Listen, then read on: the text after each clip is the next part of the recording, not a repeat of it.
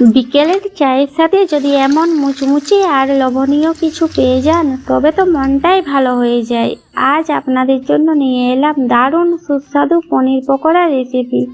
নমস্কার বন্ধুরা, তারা রান্নাঘরে আপনাদের সবাইকে স্বাগত জানাই। আজ আমি আপনাদের সাথে শেয়ার করতে চলেছি একদম মুচমুচে পনির পকোড়া রেসিপি। প্রথমে দেখুন আমি পনিরগুলো কেমন সুন্দর চৌকো করে কেটে নিচ্ছি। এরপর একটা খালি বাটি নিয়ে নিলাম। এতে একে একে দিয়ে দিচ্ছি পরিমাণ মতো বেসন বা ময়দা, স্বাদ মতো নুন, সামান্য হলুদ গুঁড়ো, লঙ্কা গুঁড়ো, গোলমরিচ গুঁড়ো এবং সামান্য একটু খাবার সোডা বা বেকিং সোডা। আর পকোড়াটা একদম মুচমুচে করার জন্য এর মধ্যে সামান্য একটু রিফাইন তেল দিয়ে দিলাম। এবার একটা হুইস্ক দিয়ে এই সব শুকনো উপকরণগুলো খুব ভালো করে মিশিয়ে নিচ্ছি। এরপর এর মধ্যে সামান্য জল দিয়ে একটা ঘন ও মসৃণ ব্যাটার তৈরি করে নেব।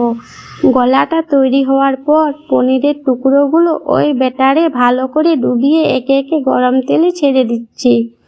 চুলোর আঁচ মাঝারি রেখে পনিরগুলো বেশ কিছুক্ষণ সময় নিয়ে উল্টে পাল্টে একদম সোনালি ও মুচমুচে করে ভেজে নেব।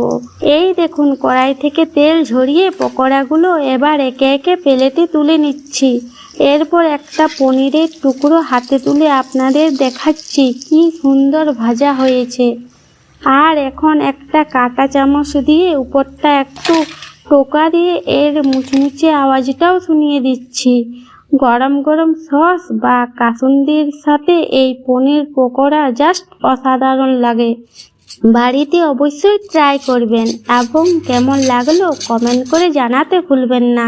আজকের মতো এখানেই শেষ করছি। সবাই খুব ভালো থাকবেন। নমস্কার।